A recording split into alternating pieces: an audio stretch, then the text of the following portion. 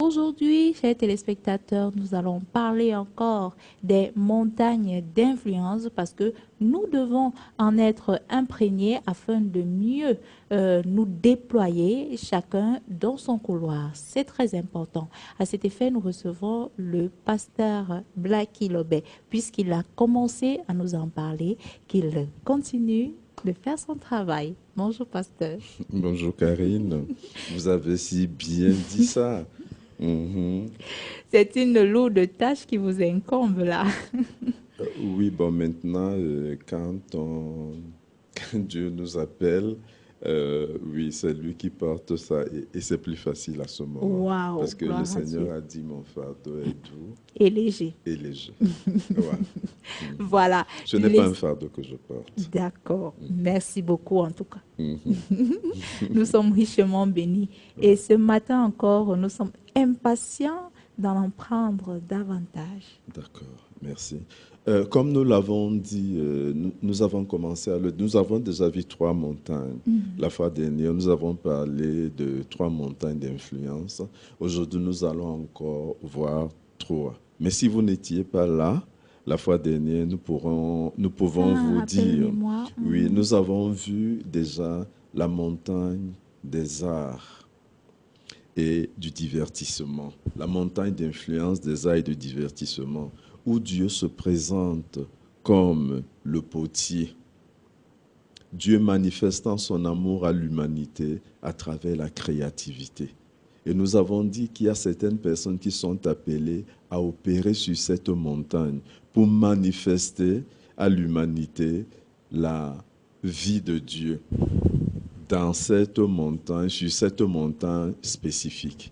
Nous avons vu une deuxième montagne qui était la montagne des affaires, où Dieu se manifestait comme pourvoyeur. Dieu manifestant son amour au travers de l'économie. Et il y a des gens qui sont spécialement appelés pour pouvoir agir sur cette montagne. C'est vrai que l'économie ou les finances, c'est une compétence transversale. C'est-à-dire chacun d'entre nous a vraiment besoin de faire de l'argent. Donc il y en a pour pouvoir vivre. Nous avons tous besoin de faire de l'argent.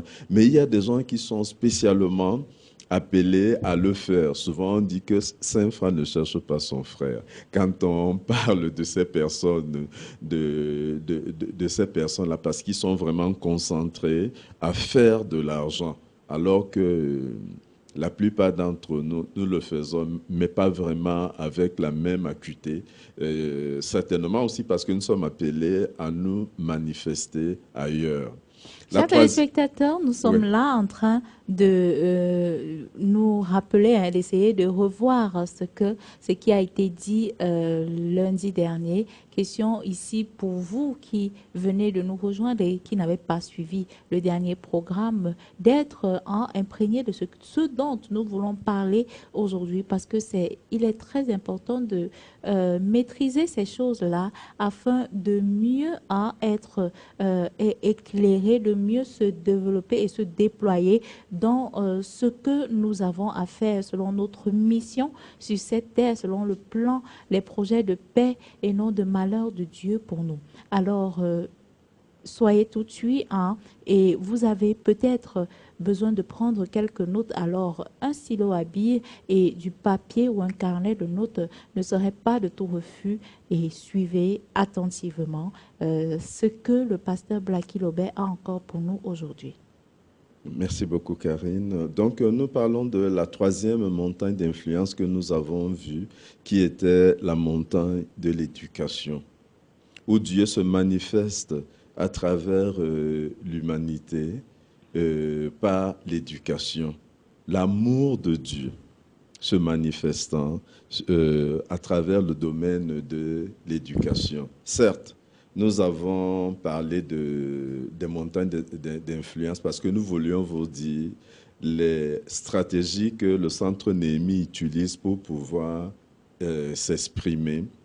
Nous avons cru bon aussi de vous le dire parce que en entendant cela, cela va vous aider à savoir exactement où Dieu vous a appelé à agir.